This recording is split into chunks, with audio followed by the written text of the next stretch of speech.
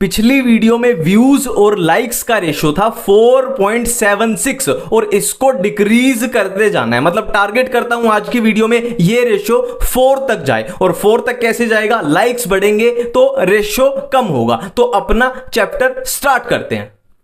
Chapter का नाम है बायोलॉजिकल क्लासिफिकेशन। तो पहला क्वेश्चन तो यही बनता है कि इस चैप्टर का ये नाम क्यों है। देखो, हमने फर्स्ट चैप्टर यानी लिविंग वर्ल्ड में देखा कि क्या लिविंग है, क्या नॉन लिविंग है। ठीक है, तो हमें नॉन लिविंग चीजों के बारे में तो पढ़ना नहीं है ना। टेबल है, चेयर है, पंखा है, उनके बारे में तो पढ़ना नहीं है। तो हमने सेलेक्ट कर लिए कि कौन से ऑर्गेनिज्म लिविंग हैं। तो लिविंग ऑर्गेनिज्म के लिए ही वर्ड यूज होता है बायोलॉजी, तो उन्हीं की हम क्लासिफिकेशन कर रहे हैं। तो चैप्टर का नाम हुआ बायोलॉजिकल क्लासिफिकेशन। ठीक है, अब देखो, सबसे जो अर्लीस्ट क्लासिफिकेशन का अटेम्प्ट किया था, अर्लीस्ट क्लासिफिकेशन वो किसने किया था? वो किया था एरिस्टोटल अंकल ने। ठीक है, वो किया था एरिस्टोटल अंकल ने। ठीक है, अब इन्होंने क्या किया था? इन्होंने टोटल ऑर्गेनिज्म को दो चीजों में डिवाइड कर दिया, दो चीजों में, प्लांट एंड एनिमल। और अब प्लांट में इन्होंने कैसे डिवीजन की? ट्री, श्रब, हर्ब, है ना। मतलब लगभग लगा लो उनके मॉर्फोलॉजी के बेस पे ही,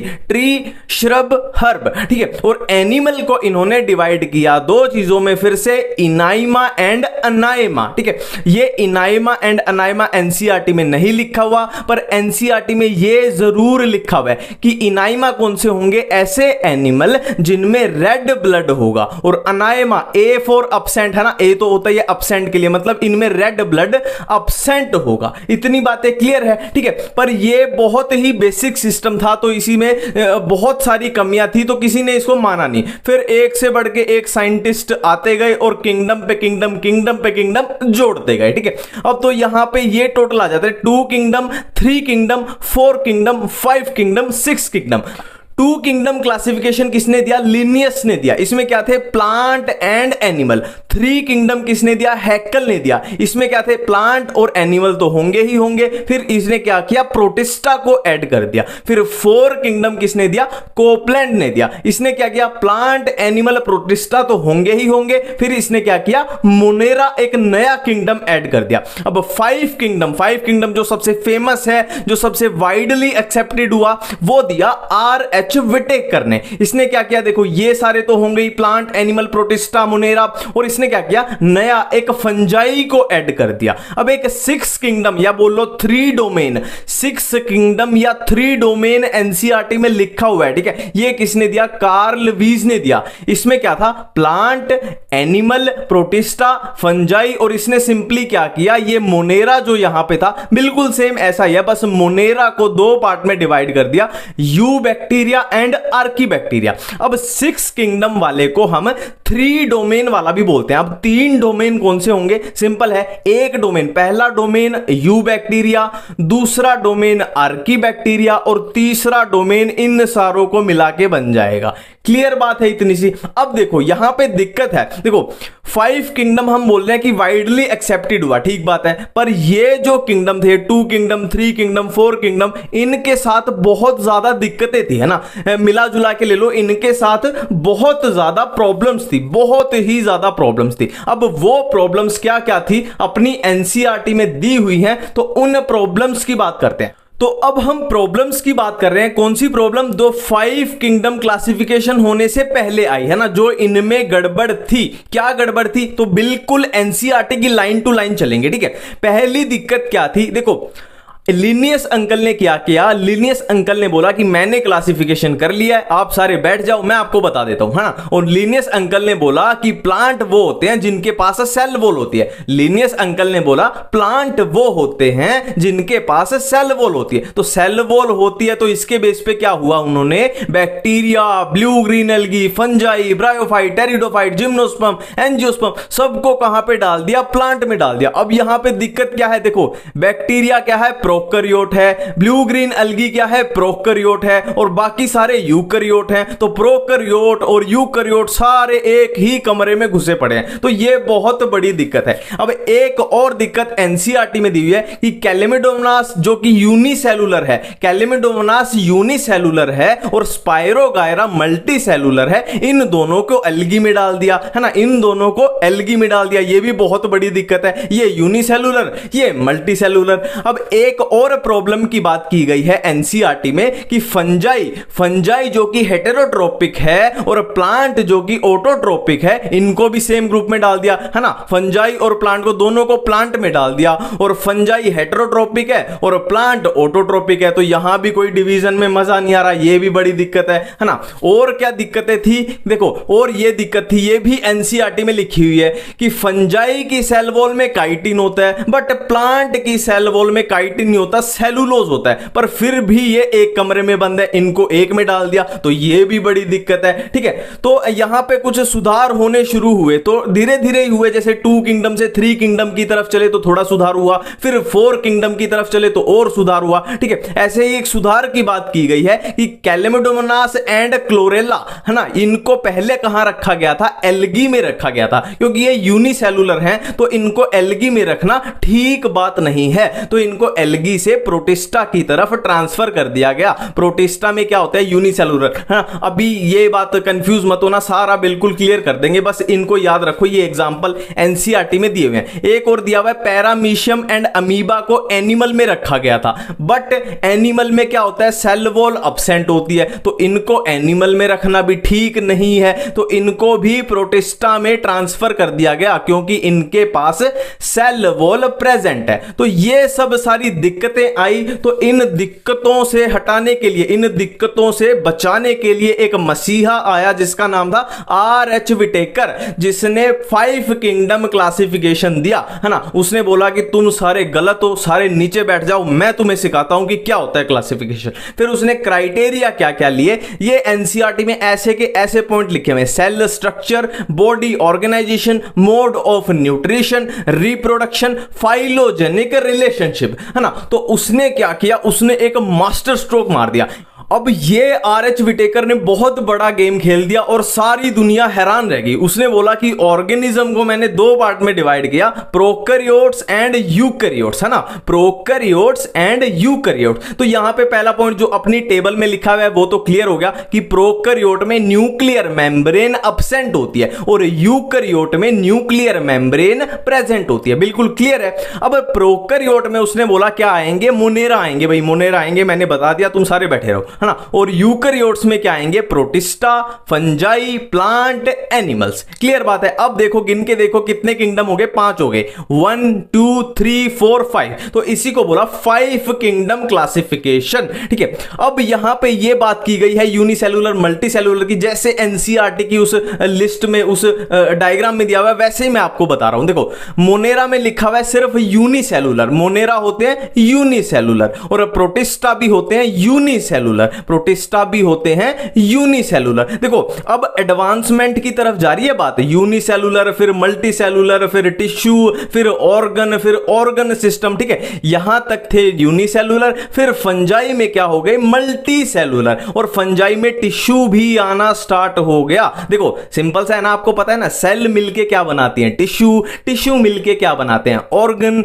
ऑर्गन मिलके क्या बनाते हैं, ऑर्गन सिस्टम। तो इसमें टिश्यू आना स्टार्ट हो गया, बट ये थोड़ा लूज था, अभी इतना अच्छा नहीं हुआ, पर धीरे धीरे क्या हुआ, प्लांट में टिश्यू अच्छा आ गया, टिश्यू अच्छा आ गया, और टिश्यू के साथ ऑर्गन भी आने स्टार्ट हो गए। और एनिमल ने तो भाई हद ही पार कर दी, इसने तो पूरी डेवलपमेंट कर ली, टिश्यू भी है, ऑर्गन भी है, ऑर्गन सिस्टम भी है ना। तो इस तरीके से कुछ है, और इसमें जो वो बचा ना कि कौन हेटेरोट्रोपिक है कौन ऑटोट्रोपिक है, ये ऑटोमेटिकली एक एक को पढ़ेंगे ना, कवर हो जाएगा। और दूसरी बात वो है कि किसमें सेल वॉल कैसी होती है, वो भी हम एक एक को पढ़ेंगे कवर हो जाएगा, आपकी एक एक चीज कवर करा दूंगा, है ना। अब बारी बारी से करेंगे, पहले मोनेरा के बारे में, फिर प्रोटिस्टा के बारे में, फिर फंजाई, फिर प्लांट, फिर एनिमल, है ना। और प्लांट और एनिमल को तो इस चैप्टर में हम डिटेल में नहीं पढ़ते, क्योंकि प्लांट के लिए तो बहुत सारे चैप्टर हैं और एनिमल के लिए भी बहुत सारे चैप्टर हैं। तो मेनली इस चैप्टर में हम ये पढ़ते हैं, मोनेरा, प्रोटिस्टा एंड फंजाई, ठीक है। अब स्टार्ट करने वाले हैं हम मोनेरा से। जैसे जैसे एनसीईआरटी में लिखा हुआ है वैसे वैसे चलेंगे, एक एक वर्ड, एक एक लाइन बिल्कुल साथ में रहना, ठीक है। देखो मोनेरा के बारे में पहली ही लाइन एनसीईआरटी में लिखी हुई है कि bacteria are the sole member, bacteria are the sole member of monera, पहली लाइन। दूसरी लाइन कि जो बैक्टीरिया होते हैं, bacteria are most abundant micro organism, बिल्कुल क्लियर है दोनों लाइन। अब ये शेप्स दी हुई है बैक्टीरिया की, कोकस कैसी होती है, स्फेरिकल होती है, बैसिलस कैसी होती है, रोड शेप्ड होती है, विब्रियम कैसी होती है, कोमा शेप, और स्पाइरेलम स्पाइरल। बिल्कुल एक एक चीज को साथ में याद करते हुए चलेंगे, बाद के लिए छोड़ना ही नहीं है, ठीक है। अब ये एनसीईआरटी में आप पैरा लाइंस पढ़ने जाओगे तो बहुत कंफ्यूजन हो जाएगी, तो मैंने इस तरीके से डिवीजन किया है, एक एक पॉइंट एनसीईआरटी का कवर होगा। देखो मैं जान जान के बोलता हूं बार बार एनसीईआरटी एनसीईआरटी एनसीईआरटी, ताकि आपका थोड़ा फोकस बने, ध्यान बने। देखो बैक्टीरिया को दो पार्ट में डिवाइड कर दो, ऑटोट्रोफिक, हेटेरोट्रोफिक। ऑटोट्रोफिक यानी अपना खाना खुद बनाएंगे, और हेटेरोट्रोफिक मतलब वो खाने के लिए दूसरों पर डिपेंड करेंगे, ठीक है। अब एनसीईआरटी में साफ साफ लिखा हुआ है कि सम बैक्टीरिया आर ऑटोट्रोफिक और majority of bacteria are heterotrophic, मतलब एक एक लाइन अपनी कवर है, ठीक है। अब ऑटोट्रोपिक में भी दो ऑप्शन बनते हैं, या तो फोटोसिंथेटिक हो या कीमोसिंथेटिक हो। देखो फोटो सिंथेटिक का मतलब होता है सिंपल बनाना, सिंथेटिक का मतलब सिंथेसिस का मतलब होता है बनाना, फोटो मतलब लाइट का यूज करके बनाना, मतलब खाना बनाना, और कीमोसिंथेटिक मतलब कीमो मतलब केमिकल रिएक्शंस, और सिंथेटिक मतलब सिंथेसिस मतलब केमिकल रिएक्शंस का यूज करके फूड का सिंथेसिस करना। अब केमिकल रिएक्शन एनसीईआरटी में साफ साफ लिखी हुई है, कौन सी, ऑक्सीडेशन ऑफ, जैसे नाइट्रेट्स की ऑक्सीडेशन, नाइट्राइट्स की ऑक्सीडेशन, अमोनिया की ऑक्सीडेशन, इस तरीके की केमिकल रिएक्शन में कीमोसिंथेटिक में होती है। क्लियर बात है। अब नेक्स्ट चलते हैं, एक लाइन ये एनसीईआरटी में लिखी हुई है, इसको भूल मत जाना, मैं फिर से बोल रहा हूं, 5 स्टार 10 स्टार लगा लो, लिखी हुई है एज ए ग्रुप बैक्टीरिया क्या है, मोस्ट एक्सटेंसिव मेटाबॉलिक डाइवर्सिटी होती है ना। एज ए ग्रुप बैक्टीरिया की, है ना, बैक्टीरिया की मोस्ट एक्सटेंसिव मेटाबॉलिक डाइवर्सिटी होती है। क्लियर बात है। अब एक नेक्स्ट चलते हैं हम आर्की बैक्टीरिया के, जो आर्की बैक्टीरिया का एनसीईआरटी में एक पैरा दिया हुआ है, उसको एक ही पैरा में निपटा देते हैं, एक एक लाइन पूरी कवर होगी। आर्की बैक्टीरिया की खास बात क्या है, लिव इन हार्श हैबिटेट, मतलब ये हार्श हैबिटेट मतलब जहां पे पूरी एक्सट्रीम कंडीशन होती है ना, वहां पे रहते हैं। और ये ऐसा क्यों कर पाते हैं, क्योंकि इनकी सेल वॉल की स्ट्रक्चर नॉर्मल बैक्टीरिया से अलग होती है, इनकी सेल वॉल की स्ट्रक्चर थोड़ी खास होती है, इसलिए ये हार्श हैबिटेट, हार्श कंडीशन को झेल पाते हैं। अब हार्श कंडीशन 3 टाइप की बात की गई है कि हेलोफाइल्स मतलब जहां बहुत ज्यादा सॉल्टी कंडीशन होगी, थर्मो एसिड फाइल से, थर्मो से याद आ जाएगा हॉट स्प्रिंग, जहां पे बहुत ज्यादा टेंपरेचर होगा, और मिथेनोजीन्स मतलब जो मार्शी एरिया में रहेंगे, मतलब जहां मिथेन रिलीज होती है वहां पे, ठीक है। अब ये बहुत इंपॉर्टेंट दिया गया है कि बहुत सारे नहीं बोला, बहुत सारे रूमिनेंट्स जैसे कैटल, बफेलो, उनके गट में एक बैक्टीरिया होता है आर्की बैक्टीरिया, मिथेनोजीन। ये मिथेनोजीन। अब मिथेनोजीन क्या करता है, वो बायोगैस या मिथेन की प्रोडक्शन करता है ना, कहां से, from the Dang of ruminant animal, methane या बायोगैस की प्रोडक्शन करता है, ठीक है। अब देखो जो ब्लू ग्रीन एल्गी दिया हुआ है, मैंने ये एनसीईआरटी से, फिर से वही बात है, बजट फुल है अपना, है ना, और एनसीईआरटी से ये कटिंग की है, और ब्लू ग्रीन एल्गी को इसी में खत्म करेंगे। जो भी एनसीईआरटी में एक एक पॉइंट लिखा हुआ है पूरा इसमें मैंने कर दिया, ठीक है। फर्स्ट पॉइंट क्या कहता है, ब्लूम मतलब blue green algae water bodies में ब्लूम की फॉर्मेशन करते हैं, पहला पॉइंट। दूसरा पॉइंट नाइट्रोजन फिक्सेशन। अब ये कहां होगी, देखो ये अलग सी सेल दिख रही है आपको, ये क्या है, हेटेरोसिस्ट। हेटेरो मतलब डिफरेंट, हेटेरो मतलब डिफरेंट, मतलब बाकी सेल से जो डिफरेंट सेल हैं वहां पे होगी नाइट्रोजन फिक्सेशन। और एग्जांपल भी दिए मैं कौन से, ये डायग्राम वैसे नोस्टोक है पर दो एग्जांपल याद रखना इसमें, नोस्टोक एनाबिना। क्लियर बात है। नेक्स्ट है फोटोसिंथेटिक, मतलब जो ब्लू ग्रीन एल्गी होते हैं वो फोटोसिंथेसिस करते हैं। और कैसे करते हैं, तो मैंने ये ड्रॉ किया, ये जानबूझ के लिखा है मैंने ए, मतलब इनमें क्लोरोफिल ए पिगमेंट होता है जो कि बिल्कुल सिमिलर होता है प्लांट्स के, तो ये फोटोसिंथेसिस वाला भी अपना पॉइंट क्लियर है। अब एक और पॉइंट लिखा हुआ है एनसीईआरटी में कि इनके अराउंड ब्लू ग्रीन एल्गी के चारों तरफ क्या होती है, म्यूसिलेजिनस या जिलेटिनस बोल लो, म्यूसिलेजिनस शीथ होती है। ये ब्लू कलर की जो शीथ सी दिख रही है ना, सिंपल सा ही है। अब ब्लू ग्रीन एल्गी में आपका एक भी पॉइंट नहीं बचा, ठीक है। अब एनसीईआरटी में नेक्स्ट पेज पे आ जाते हैं। नेक्स्ट पेज पे आपने क्या दिया हुआ है, रिप्रोडक्शन इन बैक्टीरिया दिया हुआ है और एक माइकोप्लाज्मा दिया हुआ है। तो पहले करते हैं रिप्रोडक्शन इन बैक्टीरिया, है ना। जो लिखा हुआ है इससे अलग आपको एक भी पॉइंट मिलेगा ही नहीं एनसीईआरटी में।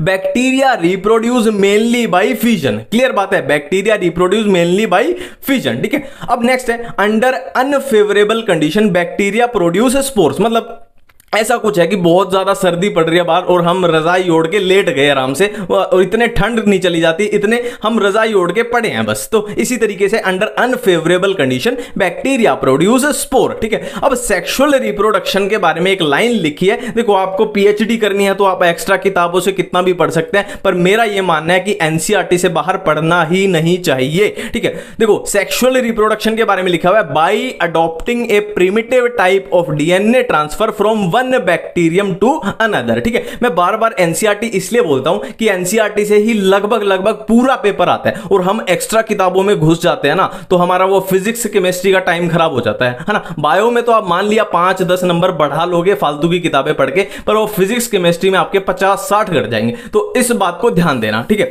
और इधर माइकोप्लाज्मा, अब मोनेरा हम खत्म करने जा रहे हैं, ये लास्ट है माइकोप्लाज्मा। मोनेरा के बाद हम चलेंगे कहां, प्रोटिस्टा में। माइकोप्लाज्मा के बारे में ये 4 ही पॉइंट एनसीईआरटी में लिखे हुए हैं। पहला पॉइंट सेल वॉल इनमें एब्सेंट होती है। दूसरा पॉइंट स्मॉलेस्ट लिविंग सेल है माइकोप्लाज्मा। तीसरा point can survive without oxygen, ठीक है। Fourth point many mycoplasma are pathogenic.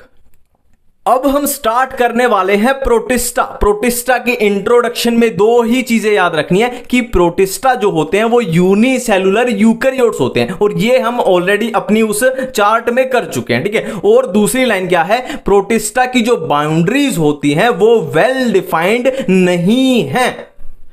देखो पहले हम प्रोटिस्टा में जितनी भी पॉसिबल कंफ्यूजन्स हैं उनसे निकल लेते हैं, फिर बाकी जो सिंपल चीजें बचेंगी और उनको सिंपल तरीके से फिर करते रहेंगे, ठीक है। देखो प्रोटिस्टा में हमारे पास क्या आया, chrysophytes, dinoflagellates, euglenoids and slime moulds. अब यहां पे मैंने प्रोटोजोन नहीं लिखे हैं क्योंकि वो अलग से हैं, तो उनको अलग तरीके से ही पढ़ेंगे, अलग से पढ़ेंगे, ठीक है। क्राइसोफाइट्स, डाइनोफ्लैजिलेट्स, यूग्लिनोइड्स, स्लाइम माउट्स, ठीक है। अब यहां पे हम बात कर रहे हैं सेल वॉल की। सेल वॉल की बड़ी कंफ्यूजन होती है इन सब में, ठीक है। तो सेल वॉल क्राइसोफाइट्स में कैसी है, 2 ओवरलैपिंग शेल्स, 2 ओवरलैपिंग शेल, है ना, 2 ओवरलैपिंग शेल होती है जो सोप बॉक्स की तरह फिट होती है। नेक्स्ट है डाइनोफ्लैजिलेट्स में सेल वॉल कैसी होती है, stiff cellulose plates, stiff cellulose plates. अब इसको याद कैसे रखना है, देखो इसके लास्ट में आ रहा है लेट्स, लेट्स यानी प्लेट्स, लेट्स यानी प्लेट्स, तो याद आ जाएगा स्टिफ सेलुलोज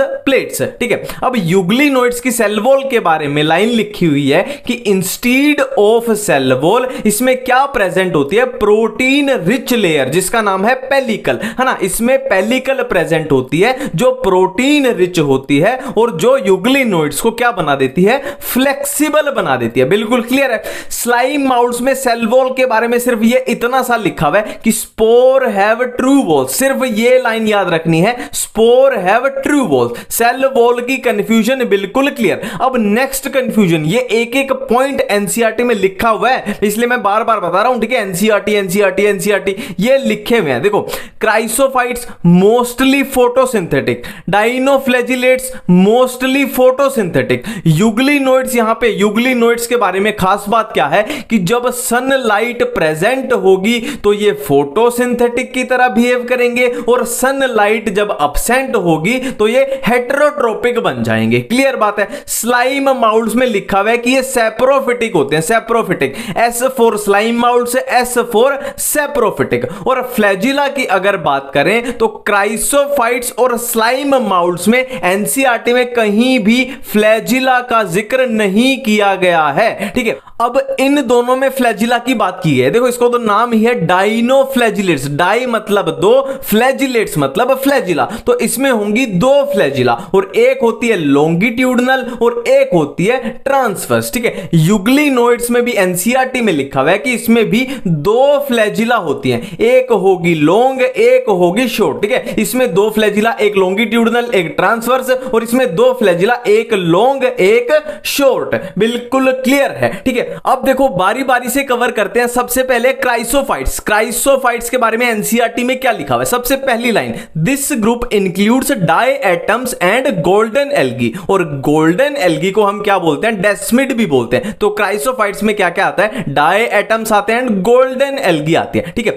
अब नेक्स्ट लाइन है, they are found in fresh water as well as in marine environment, मतलब ये फ्रेश वाटर में भी हो सकते हैं और मरीन वाटर में भी हो सकते हैं, ठीक है। अब नेक्स्ट लाइन है, दे आर माइक्रोस्कोपिक, मतलब ये छोटे छोटे होते हैं, बहुत छोटे होते हैं, और float passively in water currents, मतलब वाटर करंट मतलब जैसे जैसे पानी, कुल मिला के सिंपल भाषा में बोले तो जैसे जैसे पानी बह रहा है उसके साथ फ्लोट करते रहेंगे, उसके साथ ही बहते रहेंगे, ना प्लैंकटन बोलते हैं इस तरफ, है ना। नेक्स्ट है, most of them are photosynthetic, ये हम ऑलरेडी कर चुके हैं, और ये cell wall, overlapping, shell, fit together, soap box, ये भी हम अपनी कंफ्यूजन में क्लियर कर चुके हैं। अब देखो, एक बहुत इंपॉर्टेंट वर्ड आता है डायएटमेशियस अर्थ। ये क्या है? देखो, डायएटमेशियस अर्थ का मतलब है कि एक जगह पे बहुत सारे डायएटम हो गए, और उससे क्या होगा? देखो, इनकी सेल वॉल में प्रेजेंट होती है सिलिका, इनकी सेल वॉल में प्रेजेंट होती है सिलिका, तो ये एक जगह पे जब एक्यूमुलेट होंगे तो देखो, क्राइसोफाइट्स एंड डायएटम है, मरते जाएंगे, पर इनकी सेल वॉल में है सिलिका जो कि डिस्ट्रॉय नहीं होती इजीली, तो क्या हो गया? वो सिलिका करके वो एक्यूमुलेशन होती जाएगी, और उसी को बोलते हैं डायएटमेशियस अर्थ, ठीक है। Being gritty, this soil is used in polishing, filtration of oils, syrups, मतलब जो भी यहां एक्यूमुलेशन हुई डाई एटम्स की और उनकी सेल वॉल में क्या थी? सिलिका थी, तो जो भी माल मसाला बनेगा उसमें क्या है? सिलिका है, तो सिलिका की वजह से ये ग्रिटी है, ठीक है। ग्रिटी है तो कहां पे यूज होती है? Polishing, filtration of oils and syrups में। अब एक बहुत इंपॉर्टेंट लाइन है, diatoms are the chief producers of the ocean, इसको ऐसे भी याद रख सकते हो अगर प्रोटिस्टा में आप कंफ्यूज हो जाओ, C for chrysophytes, C for chief producer, ठीक है। अब क्राइसोफाइट्स के बाद है डाइनोफ्लैजिलेट्स, इसमें क्या लिखा हुआ है? These organisms are mostly marine है और फोटोसिंथेटिक है, ऑलरेडी हम ये कर चुके हैं अपनी कंफ्यूजन में। दे अपीयर, ये बहुत इंपॉर्टेंट पॉइंट है, ये अलग अलग कलर के दिख जाते हैं, कभी yellow, green, brown, blue, red, कैसे भी दिख सकते हैं, और ये किस पे डिपेंड करता है? इनका कलर किस पे डिपेंड करता है कि इनमें कैसा पिगमेंट प्रेजेंट है, जैसा पिगमेंट प्रेजेंट होगा वैसा ही ये कलर शो करेंगे, ठीक है। अब ये सेल वॉल के बारे में हम ऑलरेडी कर चुके हैं अपनी कंफ्यूजन में, फ्लैजिला के बारे में भी हम ऑलरेडी कर चुके हैं। अब यहां पे एक इंपॉर्टेंट पॉइंट आता है कि very often red dinoflagellates, red colour के डाइनोफ्लैजिलेट्स, जिसका एग्जांपल है गोनीओलेक्स, ठीक है। ये क्या होता है? रैपिड मल्टीप्लीकेशन करते हैं, है ना, ये रैपिड मल्टीप्लीकेशन करेंगे तो बहुत सारा मल्टीप्लाई कर देंगे तो इनका नंबर बहुत बढ़ जाएगा, है ना। अब कोई रेड कलर की चीज अगर रैपिडली मल्टीप्लाई करेगी तो वो क्या करेगी? उस सी को, समुंदर को लाल लाल बना देगी, पूरा रेड कलर दिखने लग जाएगा बहुत सारा, है ना।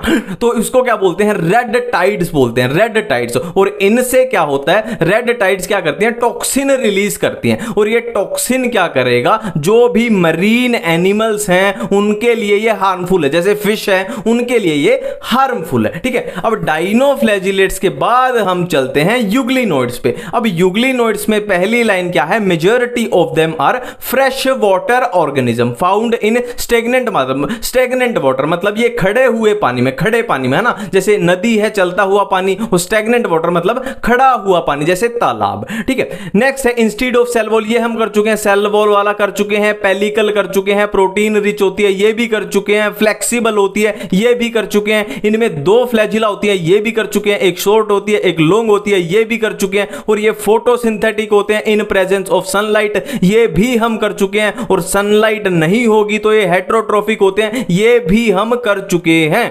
अब जो एक लाइन अपनी वहां पे कवर नहीं हुई थी वो है कि जो इनमें पिगमेंट होता है फोटोसिंथेटिक पिगमेंट, वो बिल्कुल आइडेंटिकल होता है हाइयर प्लांट्स के आइडेंटिकल होता है, और इसका यूग्लिनोइड्स का एग्जांपल इसके नाम से ही हो जाएगा यूग्लेना। अब नेक्स्ट है स्लाइम माउल्ट्स, ठीक है। इसमें याद रखने लायक बात इतनी सी है कि ये सूटेबल कंडीशन में प्लाज्मोडियम की फॉर्मेशन करते हैं, और अनफेवरेबल यानी अनसूटेबल कंडीशन में ये स्पोर की फॉर्मेशन करते हैं। और इसमें एक इंपॉर्टेंट लाइन है यहां पे, the spores are dispersed by air currents, मतलब हवा के बहाव में, जिधर हवा चली उधर ही उड़ जाएंगे, spores are dispersed by air currents. Clear है।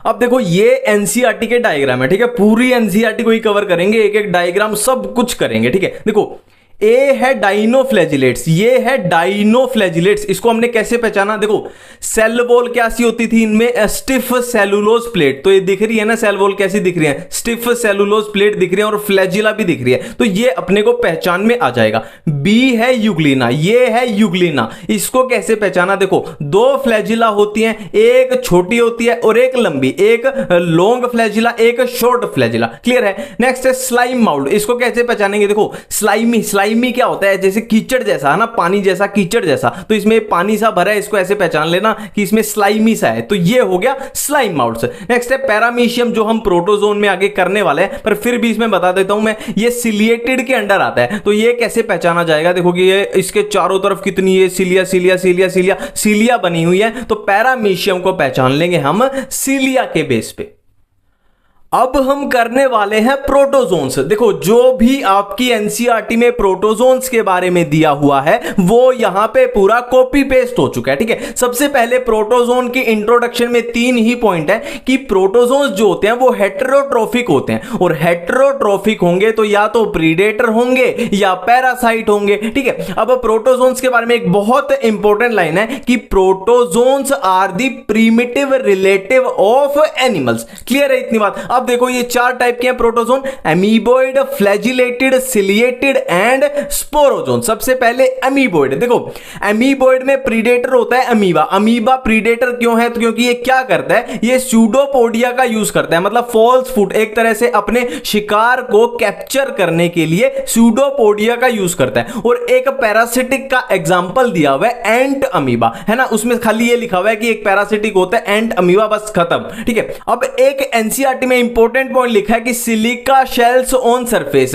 इनके सरफेस पे सिलिका की शेल होती है, ठीक है। नेक्स्ट है फ्लैजिलेटेड। फ्लैजिलेटेड नाम से ही पता लग रहा है कि इनमें फ्लैजिला प्रेजेंट होगी, सिंपल सी बात है। और इसका एक एग्जांपल दिया हुआ है ट्रिपैनोजोमा, और ट्रिपैनोजोमा कौन सी डिजीज कॉज करता है, स्लीपिंग सिकनेस। इतनी बात क्लियर है, इससे ज्यादा कुछ है ही नहीं। नेक्स्ट है सिलिएटेड। अब सिलिएटेड जो होते हैं वो एक्टिवली मूविंग होते हैं, तो इसके नाम से ही पता लग रहा है कि इनमें सीलिया प्रेजेंट होगी, तो ये सीलिया की हेल्प से क्या करेंगे, एक्टिव मूवमेंट करेंगे, ठीक है। अब इनमें एक कैविटी होती है, हैव कैविटी, इनमें एक कैविटी होती है जिसको बोलते हैं गलट बोलते हैं, जिसको गलट बोलते हैं, ठीक है। अब ये सीलिया की हेल्प से कोऑर्डिनेटेड मूवमेंट करेंगे तो क्या होगा, जो वाटर है वो इस कैविटी यानी गलट में भर जाएगा, है ना। ये एनसीईआरटी में लिखा हुआ है, और इसका एग्जांपल पैरामीशियम। क्लियर बात है। अब स्पोरोजोन, स्पोरोजोन के बारे में सिंपल सी बात है, प्लाज्मोडियम इसमें होता है, और प्लाज्मोडियम तो हमें पता ही है क्या है, मलेरियल पैरासाइट होता है, मलेरिया कॉज करता है। क्लियर है।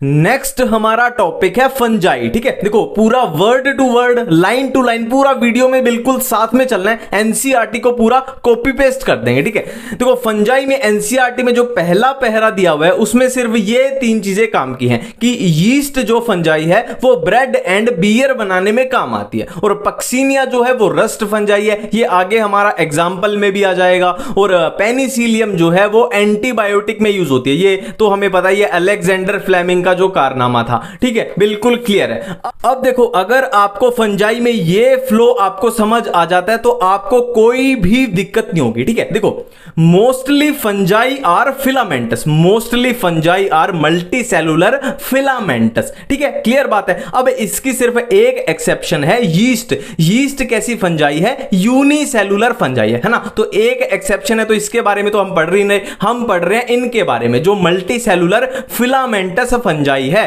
अब यहां पे लिखा गया है एनसीईआरटी में कि body of fungi is consist of thread like structure, जिसको क्या बोलते हैं? हाइफी, है ना। फंजाई की बॉडी किससे बनी होती है? थ्रेड लाइक स्ट्रक्चर से बनी होती है, जिसको हम बोलते हैं हाइफी। और हाइफी के नेटवर्क को क्या बोलते हैं? माइसीलियम। सिंपल बात है। अब हाइफी बोल लो या माइसीलियम बोल लो, है ना, पर एनसीईआरटी में अब आगे जाके देखोगे जब हम एक एक फंजाई करके पढ़ेंगे तो माइसीलियम ही लिखा हुआ है। तो माइसीलियम 2 टाइप का हो सकता है, सेप्टेट एंड सिनोसिटिक। अब इसको समझने का तरीका बताते हूं। देखो फॉर एग्जांपल ये एक हाइफी, ये दूसरा हाइफी, ये तीसरा हाइफी, ये चौथा हाइफी, ये बहुत सारे हाइफी हैं, और नेटवर्क ऑफ हाइफी को क्या बोलते हैं? माइसीलियम। तो अगर ये हाइफी अलग अलग हैं, मतलब ब्रांच्ड हैं, इनके बीच में ये वॉल्स हैं, दीवारें हैं, तो इसको क्या बोल देंगे? Septate condition. तो अगर बोल दूं कि ये दीवारें अगर टूट जाएं तो क्या होगा? ये सारे न्यूक्लियस एक कॉमन साइटोप्लाज्म में आ जाएंगे, और एक साइटोप्लाज्म में बहुत सारे न्यूक्लियस हो तो उस कंडीशन को बोलते हैं सिनोसिटिक कंडीशन, है ना। सेप्टेट और माइसीलियम बिल्कुल क्लियर है। अब फंजाई की जब रिप्रोडक्शन देखते हैं हम तो क्या लिखा हुआ है? वहां पे लिखे हुए कि फंजाई में क्या होता है? फ्रेगमेंटेशन भी हो सकती है, फिजन भी हो सकती है, और बडिंग भी हो सकती है। और स्पोर्स की बात करें तो सेक्सुअल स्पोर्स भी हो सकते हैं और एसेक्सुअल स्पोर्स भी हो सकते हैं। और ये मैं आपकी कंफ्यूजन बहुत अच्छे तरीके से दूर कर दूंगा कि कहां पे सेक्सुअल स्पोर होते हैं, कहां पे एसेक्सुअल होते हैं, कौन सी फंजाई में किस टाइप के, पूरी कंफ्यूजन दूर कर लेंगे। ठीक है, अब एनसीईआरटी में ये कुछ डेफिनेशन टाइप लिखी हुई है, इनमें कंफ्यूजन होती है। देखो प्लाज्मोगेमी, प्लाज्मोगेमी की डायरेक्ट एनसीईआरटी में लिखा हुआ है कि प्लाज्मोगेमी क्या होती है? Fusion of protoplast. देखो गैमी का मतलब होता है फ्यूजन, है ना, और प्लाज्मो से हम प्रोटोप्लास्ट पकड़ लेंगे। Fusion of protoplast between 2 motile या नॉन मोटाइल गैमीट्स।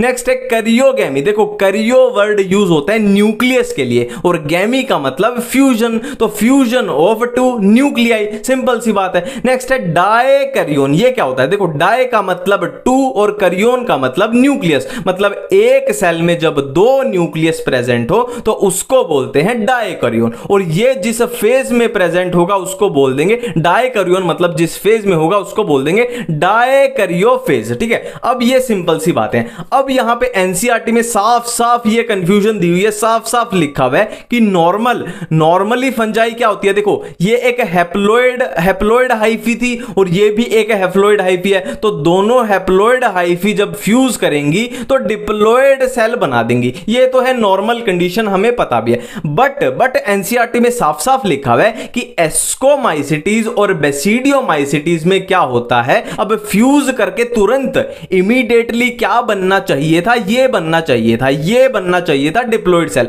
पर इन दोनों में क्या होता है? बीच में ये स्ट्रक्चर बन जाती है कि एक सेल में ये दोनों न्यूक्लियस आ गए, ये दोनों ने जब फ्यूज किया तो एक सेल में 2 न्यूक्लियस, ये स्टेज देखने को मिलती है। और ऑलरेडी हम कर चुके हैं कि 2 न्यूक्लियस जब एक सेल में प्रेजेंट हो तो उसका बोलेंगे डायकैरियोन, तो इसमें डायकैरियोन देखने को मिलता है। और ये थोड़ी देर बाद क्या बना देगा? वही सेम डिप्लॉयड सेल बना देगा।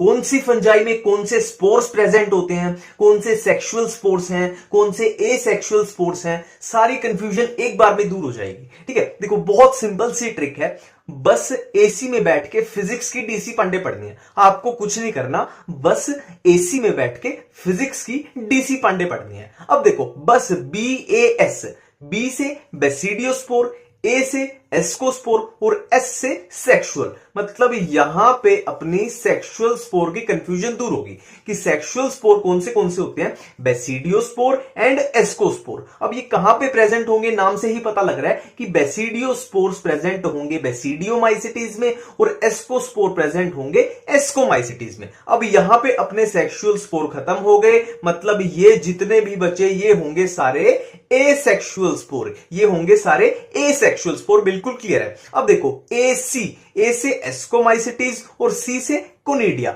मतलब एस्कोमाइसिटीज के एसेक्सुअल स्पोर कौन से होंगे, कोनिडिया वाले। ठीक है, नेक्स्ट है फिजिक्स, यहां पे पी से है फाइकोमाइसिटीज और एस से है स्पोरेंजियोस्पोर, मतलब फाइकोमाइसिटीज के एसेक्सुअल स्पोर होंगे स्पोरेंजियोस्पोर। अब स्पोरेंजियोस्पोर दो टाइप के हो सकते हैं, या जूस्पोर या अप्लानोस्पोर। नेक्स्ट है डी से ड्यूटेरोमाइसिटीज और सी से कोनिडिया, मतलब ड्यूटेरोमाइसिटीज के एसेक्सुअल स्पोर होंगे कोनिडिया। क्लियर है, बेसिडियोमाइसिटीज में कोई भी एसेक्सुअल स्पोर प्रेजेंट नहीं होते। अब इसमें एक छोटी सी कंफ्यूजन और होती है कि कौन से स्पोर एक्सोजीनसली प्रोड्यूस होते हैं और कौन से एंडोजीनसली। तो कोनिडियोस्पोर्स और बेसिडियोस्पोर्स ये दो टाइप के स्पोर होंगे, एक्सोजीनसली प्रोड्यूस होंगे, है ना, और बाकी के जितने भी सारे बचे वो होंगे एंडोजीनसली। बिल्कुल क्लियर है।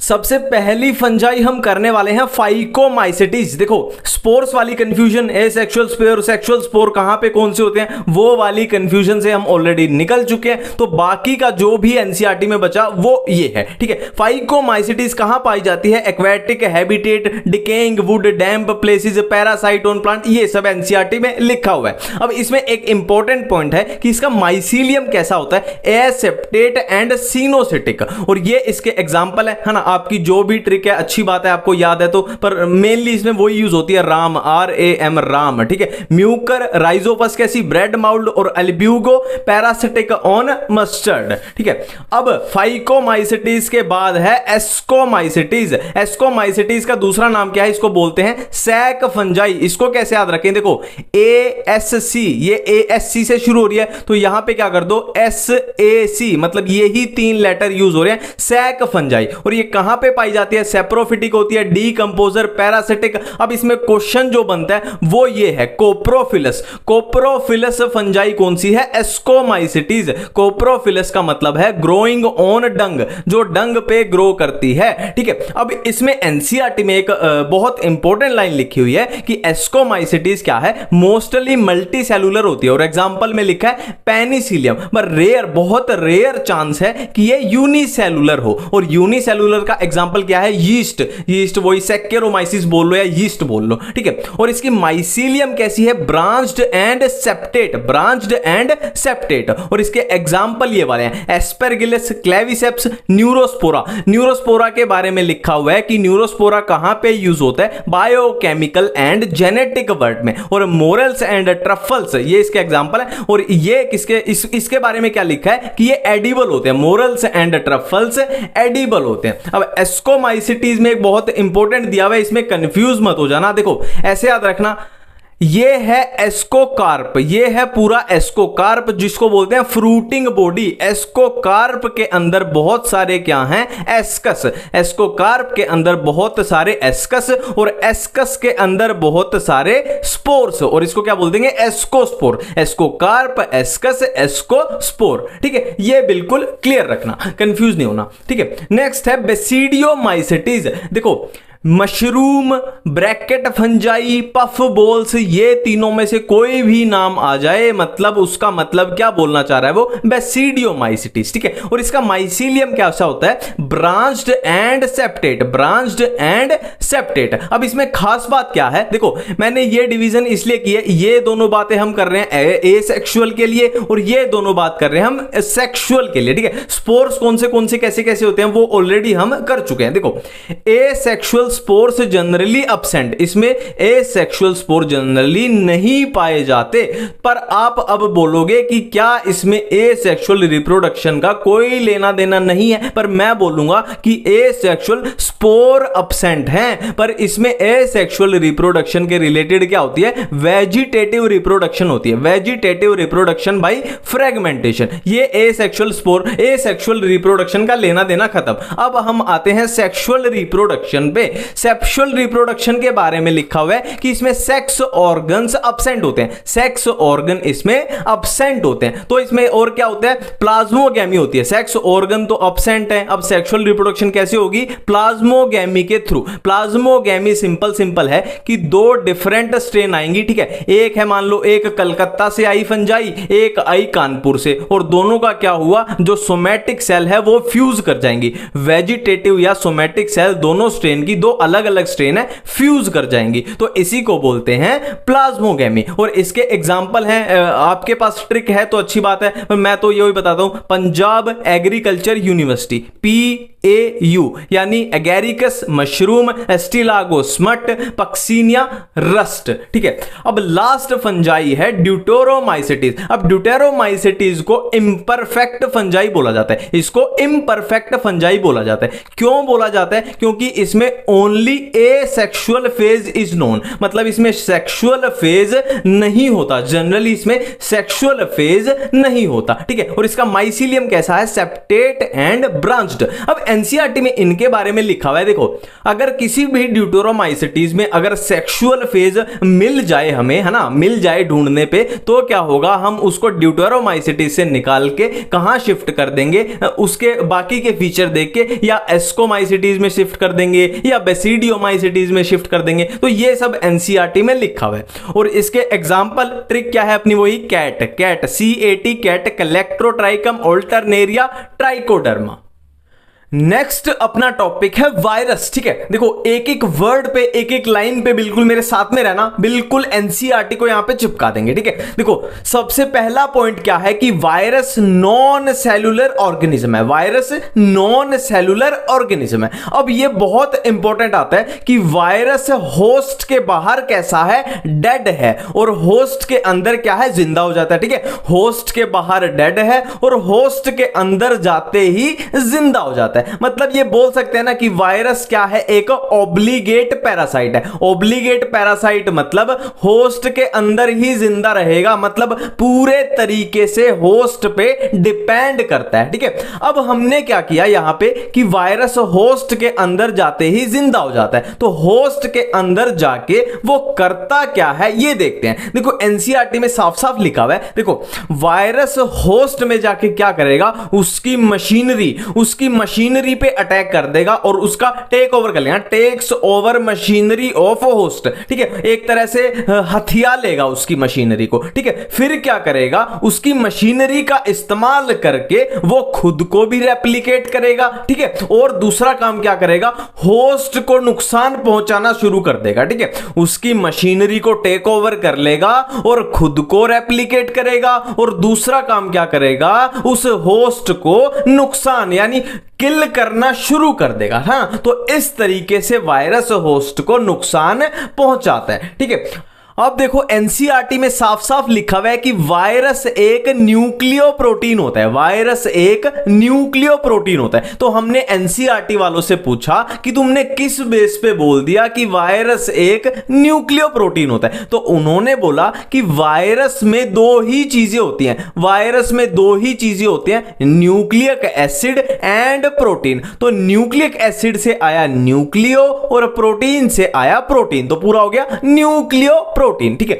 अब देखो वायरस का फंक्शन क्या होता है, किसी भी वायरस का फंक्शन क्या होता है, वायरस नीट की तैयारी तो करता नहीं आपकी तरह, तो वायरस क्या करता है, इन्फेक्शन ही करता है। वायरस का फंक्शन क्या होता है, इन्फेक्शन करना। तो वायरस इन्फेक्शन किसकी हेल्प से करता है, न्यूक्लिक एसिड, है ना, इसमें जेनेटिक मटेरियल होता है, इन्फेक्शन न्यूक्लिक एसिड की मदद से करता है। तो मतलब क्या है कि न्यूक्लिक एसिड वायरस के लिए बेहद जरूरी चीज है, तो इस बेहद जरूरी चीज को प्रोटेक्ट करके रखना पड़ेगा, तो इसकी प्रोटेक्शन कौन करेगा? प्रोटीन। अब समझ में आ गया, न्यूक्लिक एसिड काम आएगा इन्फेक्शन के और इसको प्रोटेक्ट कौन करेगा? न्यूक्लिक एसिड को प्रोटीन करेगा। क्लियर बात है। अब न्यूक्लिक एसिड के बारे में लिखा हुआ है कि किसी भी वायरस में आरएनए भी हो सकता है और डीएनए भी हो सकता है। अब यहां पे एक चीज पे 5 स्टार लगा लेना कि आरएनए और डीएनए दोनों एक साथ किसी भी वायरस में नहीं हो सकते, या तो आरएनए होगा या डीएनए होगा। क्लियर बात है इतनी। अब प्रोटीन वाले पार्ट पे आ जाते हैं। देखो प्रोटीन का फंक्शन ऑलरेडी कर चुके हैं, प्रोटेक्शन।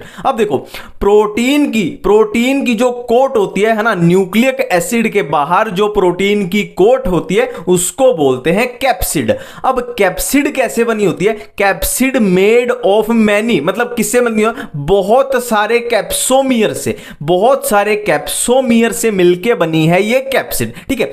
अब ये कैप्सोमियर्स की अरेंजमेंट दी हुई है एनसीईआरटी में। 2 ही तरीके बताए गए हैं। कैप्सोमियर्स की अरेंजमेंट 2 तरीके से हो सकती है। 2 वो डायग्राम जो दिए हुए वो यही वाले हैं, एक हेलिकल एंड एक पॉलीहेड्रल। हेलिकल में एग्जांपल दिया हुआ है टोबैको मोज़ेक वायरस और पॉलीहेड्रल में बैक्टीरियोफेज। जो वायरस जनरली, ये जनरल बात की गई है, ऐसा नहीं है कि हर बार ये सच है। एनसीईआरटी में साफ साफ एक वर्ड लिखा है कि जनरली जो वायरस प्लांट को इन्फेक्ट करते हैं वो जनरली कैसे होते हैं? सिंगल स्ट्रैंडेड आरएनए वाले, है ना, वो होते हैं सिंगल स्ट्रैंडेड आरएनए वाले वायरस। और जनरली जो एनिमल को इन्फेक्ट करते हैं वो सिंगल स्ट्रैंडेड या डबल स्ट्रैंडेड आरएनए वाले भी हो सकते हैं या डबल स्ट्रैंडेड डीएनए वाले भी हो सकते हैं। ठीक है। और एक ये बैक्टीरियोफेज। पहले तो बैक्टीरियोफेज का मतलब क्या होता है? नाम से ही पता लग रहा है, बैक्टीरियोफेज मतलब ऐसा वायरस जो बैक्टीरिया को इन्फेक्ट करता है। और इसमें जेनेटिक मटेरियल कैसा होगा? इसमें डबल स्ट्रैंडेड डीएनए होता है। इतनी बातें बिल्कुल क्लियर है। वायरस के रिलेटेड जितने भी साइंटिस्ट दिए हैं वो कर लेते हैं। सबसे पहले दिमित्री इवानोस्की। ठीक है, जो मेरे को तो नाम भी नहीं बोलने आते, बहुत मुश्किल से नाम है ना। तो इसने क्या किया था? इसने नेमिंग ऑफ वायरस मतलब वायरस का नामकरण किया था।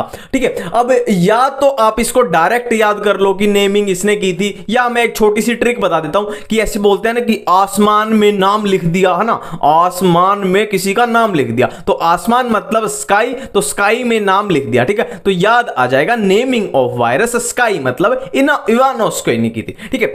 अब वायरस यहां पे इसी के पैरा में, इसी की लाइन में एक लिखा हुआ है कि वायरस का मतलब क्या होता है? पॉइजनस फ्लूइड या वेनम। वायरस का मतलब क्या होता है? पॉइजनस फ्लूइड या वेनम। ठीक है। अब नेक्स्ट साइंटिस्ट है WM स्टेनले। इसको मैं ऐसे याद रखता हूं, देखो STA और यहां पे मैच करा देना STA, ये याद आ जाएगा आपको। मतलब WM स्टेनले ने क्या किया था? इसने क्या बताया था? Virus could be crystallise. ठीक है। आपको यहां पे हिट पॉइंट क्या है? क्रिस्टल याद रखना है कि वायरस के क्रिस्टल किसने बनाए थे? स्टेनले ने। ठीक है। नेक्स्ट साइंटिस्ट है MW बिजरेनिक। इसने क्या किया था? इसने ये टर्म दी थी कंटेजियम वाइवम फ्लूइडम। कंटेजियम का मतलब क्या होता है? इन्फेक्शियस।